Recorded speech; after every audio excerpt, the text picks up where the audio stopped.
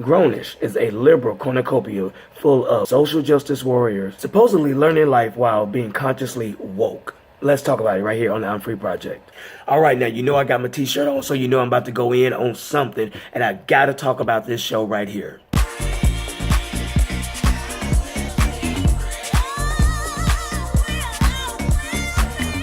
All right, you guys, this is James from the I'm Free Project, and you gotta excuse my voice here. I've lost my voice. This weather here in Atlanta has gotten crazy. But anyway, let's get right into this. And thank you to all the new subscribers. Go ahead and hit the notification button and join the Free Agent Army. But I wanted to talk to the young folks today, actually the young people, because this right here, again, it is the liberal agenda at its best. And now, you know, really driving home their quest for the young people. And what I want to talk about is the new movie, or the new show, excuse me, from Blackish. It is a spinoff for the young daughter there, and the new show is called GROWNISH. So if you know anything about Blackish, you know Blackish is almost like the millennial Cosby Show. It's funny, it was fresh, but I believe over the past season they've gotten a little bit too political, and they've taken away all of the funny part of it, and they're trying to make political statements and be funny at the same time. And you know what? It's really not coming across. I used to really like the show. I thought it was funny, but now it's becoming a little bit too political, and it's becoming a little bit preachy in a sense.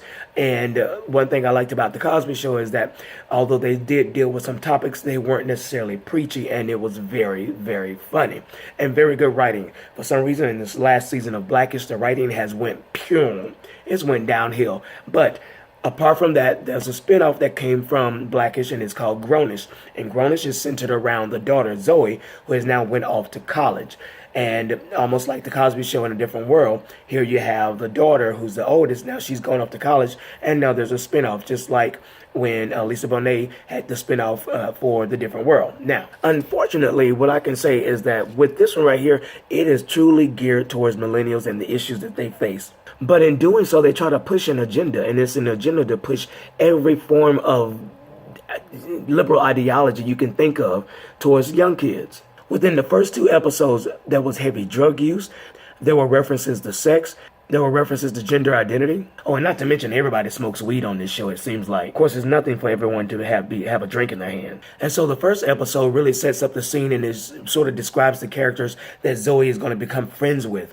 And there's a cornucopia of friends, and they all come from different backgrounds, and they all have all of these issues that they all come along with. You have the Indian kid that wants to be Drake. You have the dreadhead black dude that looks like he might be a little black Asian, and he smokes weed, and he has hair like Basquiat. And then, of course, you have the cool, laid-back, woke brother who's all conscious about everything black. And, of course, you can't have any show without a lesbian, that happens to be a Jew who rejects all things that are Jewish. You have 2 black twins that are supposedly sports stars, and they're using their sports fame to try to get out of the hood. And so they have to act a certain way, so they have to act like they have some kind of common sense instead of being ghetto. Then there's one Hispanic girl who's supposedly the grounded one out of all of them, that she becomes roommates with Zoe. And then you have Zoe, the suburban black girl who's just so cool that it just oozes out of her head. All right, so now what do I want to say about this show? You know what? But here's the deal with the show. The show is pushing every liberal agenda that you can think of. It has, it makes morality relative in everything, and that all of these young people, that everybody has issues, and everybody's coming to the table with brokenness and all of that. And you know what? I get that. That's fine. I think we all have issues that we grow up with our family, and that when we go off to college, we experience a lot of things. I mean, I'm not going to act like that when I went off to college that I did not experience things in life, but there was a sense of groundedness with me that regardless is that, number one, there's some things that you just don't cross the line with. You know, so I'm not going to be popping pills and doing all these types of drugs simply because it seemed cool and everybody's doing it. Because this show makes it seem like with the drugs, everybody was doing it just to get through school, just to get their paper done, just to get their work done for class. And then weed use. Of course, we all know that a lot of people are smoking weed nowadays, and that has become both recreational and medicinal. Here's the thing. Is it an herb? Yes. Do I advocate for it? No. Have I done it before in my life? Yes, I have. In my 20s, not as a college student, but in my 20s, I did that. And was it something to where, okay, I got to have this? No. I tried it. That was it. And it was over with. But the thing I think is that this is sort of glamorizing the whole use of weed.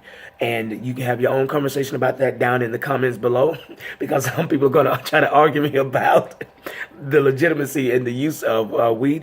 But what I can say is, for me and my house, we do not advocate for the use of weed. And then you have the proliferation of drug use, and then this open sexuality throughout the show. I mean, yes, it's showing these kids navigating through life, but again, it's wrapped up in all this social justice warrior. Don't judge me. Don't say this. You can't say that.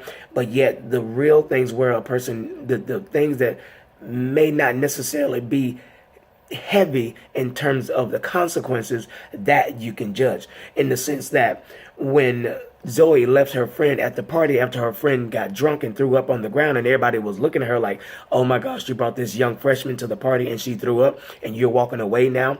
And so everyone judged her for that. But all these other issues where the young girl, she wants to sleep with a rock star and she actually did it, then she had a lesbian affair in the bathroom, and then the other dude is over there smoking weed, and this one is selling drugs. No judgment. No judgment. No one says anything. You can't say anything. You can't say anything. So what's my point? My point is, as a believer, as followers of Jesus Christ, if you decide to watch this show, be mindful of what you are allowing into your spirit when you watch this show. It does not feed, and it certainly doesn't edify your spirit. It is there only to serve as a medium to put inside of you the liberal agenda, and to make you look at everything and give it the appeal, give it the sense that everything is okay, and there's no need for everyone to be going all up in arms about the things that these kids are doing. When in actuality, what we should be doing is telling our kids, no, don't do this, and no, don't do that. You know why? Because with every road, there are lines down the middle of the road, and those roads help this person stay on this side of the road and this other person stay on that side of the road. And without that, then you have chaos going on, because there's always going to be that thing on the inside of us that will cause us to want to do our own way. And sometimes you have to have guidelines, but this show, it basically throws out any guidelines. It basically throws out any way of people saying, okay, well, you know what, this isn't right. This is right. This is not right. And so everything goes in this show. And it's really disheartening. It's really sad, because really this show is geared towards young people, and it shows a cornucopia of kids in terms of races, ethnicities, backgrounds. And so therefore it's going for everybody.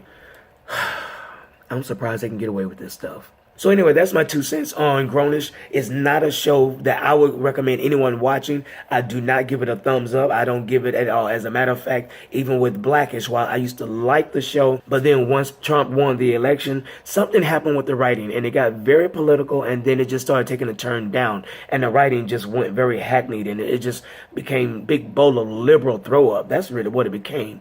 That's what it really became. So as believers, be careful of what you're watching. Know what you're watching, and understand that it's all a mind game, that they are going for your mind. And when you get into the mind and then it gets into the heart, then you start thinking just like the world.